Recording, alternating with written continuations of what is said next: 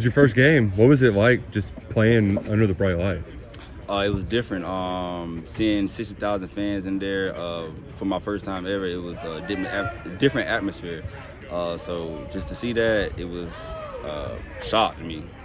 How hard was it just having to wait all that extra time to be able to get out there and play? I wouldn't say it was hard. I just say it was a lot of anxiety, a lot of nervousness going on. But that got away when the snap was made and plays would start to happen. Yeah. So you when you do get your number called, the first play is a big pop. What's kind of going through your head? Are there any emotions or any excitement? I mean, then when that play started happening, I started to feel a rhythm that I can. Yeah, I think I belong out here on this field with these type of goods out here. So, did you think you were going to pop that second one and get to the end zone? I did personally. I thought I was going to score it, and it just happened like that. And I was a little frustrated after the run. That's why you saw the slam, but. It was great, though. Yeah, I thought you were going to get there, too. The sideline just creeped up on you yes, a little bit. You weren't committed to Kentucky until late in the process. So what was the kind of the sell from the coaches to get you here to Lexington? They really didn't have to sell much. It sold itself. Kentucky being the SEC, it spoke for itself. And the bats that they developed, Chris, Benny, or Ray Davis, I just wanted to be joined and become one of them greats. Well, speaking of Benny, you got 26. He's got 26. Was that on purpose? That's Coach Stoops. So he was the one who yeah, gave you the number? Yeah, he was. Do you try to model your kind of game after anyone in particular, or what do you think? I take a little bit of everybody else's game. I won't say model after a specific person. Just take a little bit of what everybody else do good and just try to implement it into mine. The coaches said you showed up and you were just eager to learn right away. Do you think the middle part of the game is just as important as the physical? 100% do. I think the mental is a great deal that you need probably more than the physical. Because I think this game is 90% mental, 10% physical for me. There were a lot of people bummed out that wasn't a full game on Saturday, but I would have to think you were amongst the main ones. You were starting to rip off some nice runs. Yes, sir. At the time they pulled the plug. Yes, sir. I feel like going to the second half, if we would have continued to play the game, I feel like it would have been some more explosive runs that I could have had. Did you get a little frustrated that you couldn't punch it into the end zone down there near the goal line? I did at first, but my brother came in, Demie. He came in and did the job for me. So you got to be happy for your brother. How do you even like working with Brock, Jason, having someone like that who can mentor you as much as the guys in the running back room as well through game one? Yeah, Brock, he's been a great guy. During the plays, he tell me what he sees out there, where he think the person coming from, let me know ahead of time, so me and him can be on the same track. Do stuff like that, it just helps. The communication relationship we got. How do you think the backs did, holding it down while Chip is out injured? I think the backs did great. We got a chip on our shoulder. We know that there's a lot of people who probably don't believe in the running back room like we do, so we play on a different type of chip, hopefully to bring a different type of mentality Saturday going to South Carolina. How do you think some of the freshmen helped you kind of, fill that hole before Chip comes back?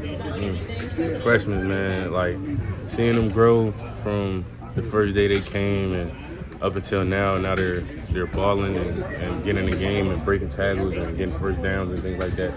It was definitely exciting for me to see because, I feel like we all helped play a role in that. Coach JB, all the other guys in the room, Chip, of course, me. So just seeing that all, develop and grow in first game and they just went out there and balled. So it was really exciting to see. Do you feel like y'all still have a lot more to show? Oh yeah, for sure. We didn't even get to finish the third, with 10 minutes left. So there's definitely a lot more to show. Wasn't really much we showed, We put up 31, so I feel like there's a lot in store that nobody's seen yet. There was a lot of stuff ran outside to the edges early on. Do you feel like that might have softened up the defense a little bit for you all to knife through the middle in the run game? Yeah, that's really that was the whole emphasis on that game, spread the perimeter and strike them and run the ball through their throats. So I felt like we did that a lot. Brock he lowered his shoulder a lot, showed us he could run some people over and things like that. So it was pretty good to see. Is there any chatter? Jason had a couple big runs, but then you got the call at the 2 and were able to punch it in. Was there any chatter back and forth between you two over that score? Nah, I was getting on him because he was supposed to score on the run right before that. You know what I'm saying? So, but it's always love. that was just like, it just happened. It's football, you know what I'm saying? So ain't too much chatter about it. We all just joke about it. And I be getting on him though, like, you supposed to score that, man. Like, you leaving food on the plate for me. So, but he understands that, you know what I'm saying, we all have a high standard for each other. How have you seen him grow since he arrived in January? Man, first, the playbook, like, when he first came, the playbook was like second nature to him, you know what I'm saying? So, like, now it's like he's actually putting it in motion and running through people and, you know what I'm saying, breaking runs and getting first downs and understanding the protection calls for the O-line. So I definitely like to see what he got in store for us this week. First SEC game, you guys think you're ready for, you know, bigger defensive linemen, bigger linebackers, and you guys ready for the challenge? Yeah. How weird is it hopping into SEC? One in week 2, but also you haven't played a whole game yet. Man, I mean, we just got to roll with it, you know what I'm saying? We can't be thinking about everything that happened in the past, and we got what we got. We got the film, and we know where we're at. So next week, you know what I'm saying, we ready. Demie, what was your reaction to Brock taking some of those hits out there, lowering his shoulder a little bit? I'm like, man, you good? He like, man, you know what I'm saying? Tough guy, so I couldn't really say too much, you know what I'm saying? He's a tough guy. He's one of those where, like, I'm good, man. You ain't got to worry about me. So. What did you think of his technique? You think he could maybe hang with you guys in practice? Yeah, he look pretty good. He like a running back out there. So he got the speed on him. He got the toughness. So all you need is just need to go to quarterback and hand him the ball. You know what I'm saying? Demie, what was it like? How would you evaluate the offensive line after the first 2.5 quarters? We got a chance to be really good. We just got to keep on stacking days. Just keep on producing, execution, and practice, and then it leads to the game. They've got a couple of guys who really caused a lot of chaos, a lot of havoc in that first game. What's going through your all's mind knowing that challenge lies ahead? We just know the front. Start over. The starting front is really good. They play really twitchy and really explosive, and their linebackers bring some pop. So we just gotta be able to do it in practice and play hard in practice, and then it'll translate to the game. Coach Hamden talked about how important it is to, you know, if they do scheme up stuff, to make sure you're not in one-on-one. So how important is communication to make sure that all those guys are accounted for? Yeah, they do a lot of shifts and movements.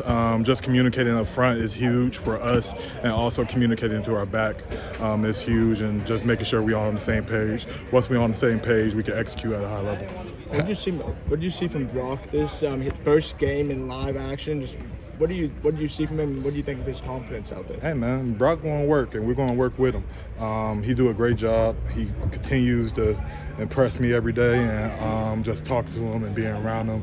And I just love the way he plays, and I love the way he lowers his shoulder. How much easier does it make y'all's job when he's able to finish those plays with his legs, or just kind of his pocket presence, just in general? Yeah, it definitely help us out. It slows down the rush. They got to account for his legs. So with Brock being amazing as he is, it helped us out tremendously in the running back. Questions. Special teams had a good day. Mark said you all were prepared for the pooch kicks. What goes into that plan? He said you were prepared for the pooch kicks, and that's why Willie didn't really hesitate. So do you have to prepare multiple wrinkles knowing that Berrien's probably not going to get kicked too often? Well, I mean, whether Berrien was back there or not, you still have to be ready for those moments. You know, people can surprise you doing that. It's just part of our staple. It's part of what we do, making sure we, check off all the things that could possibly happen in the game. And even with that, there's still some things that you might miss. There's something you haven't seen, and this, that, and the other. But we are a prepared unit, and we will continue to do our best to stay that way. Mark mentioned that special teams is an avenue to get freshmen on the field early, but they have to play discipline. So what are some of the kind of things you got to hit over the head to make sure that they can be ready to play in your special teams? These guys are no different than anybody else on our football team. They have to be ready to go in all instances, in all cases, all scenarios. And that's everybody on the team. It's not just freshmen, specific. It's really everybody. And so if they're able to handle that, then they're able to play for us. What's something that Jason Patterson has done that's made it to where he can be able to play right away as a true freshman? Well, the first thing he's done is learn what to do. You know what I mean? If you know what to do, that's half the battle. Now the coaching comes into play. Once you learn what to do, Now you have to learn how to do it, you know. And so if you're not able to or not willing to learn your plays and learn what to do, then I can never even get to phase 2. And Jason Patterson brought himself in here early, and he learned the playbook. I remember turning January 1. I came in my office rather than sitting at the house, and Jason and Chip both came up to my office while I was watching film and getting ready for those guys, and we sat in there for 2 days in a row, breaking down last season stuff. So that type of commitment shows up, and that's why he's in the position he's in now. Did you see patience from your guys? Finding holes, hitting the right spots? Yeah, I mean, that's part of the job description. You know, if I got to spend a lot of time telling them how to run, my job is to get them to the point of attack, right? Mm-hmm. And that's what steps, alignments, all that stuff. But once I get them to the point of attack, then their job is to make something happen, and that's what separates the good from the bad and the good from the great, you know what I mean? The great ones, obviously, you get them to the point of attack and they make big plays, Ray Davis, right? And then there's some that, have to feel their way through it and they do okay, get with the line blocks for you. And then there's some that's in between. So that's kind of what I'm looking for. I'm looking for the guys that are great. I want the guys that go out and take it the distance. It looked like you were kind of just hitting your stride and getting into a really good rhythm, running the ball when the game ended. Is that kind of one of the misfortunate things about having to end early? Yes, I mean, for all of our players, that's really big. That's a big thing for us, right? We wanted to get more guys out there so they can go out and get some reps, and that was important for us, and we weren't able to do that. Like Jason would have got some more carries, Mar would have got some more carries, and just right on down the list. I mean, you can look at the whole team. Some of those freshmen that were playing for us on teams, they would have got more reps. They would have been the guys that were playing the majority of the time. Could you kind of see that developing as the game wore on, that kind of cohesion between the O-line and the backs? We're out here all the time, right? And so we don't step onto that field unless we have some kind of chemistry together with those guys, you know what I'm saying? And then it boils down to, what kind of matches are they having? What kind of personnel matches, individual battles, and those type of things. Because those guys are on scholarship too. And so they make plays sometimes, and sometimes it can be disruptive. And sometimes our guys do a heck of a job of blocking them, and the backs can make big plays from it. So, yeah, I mean, we got some energy together. We got some coercion between the line and the backs. We spend a lot of time doing run drills and pass protection pickups and all that stuff.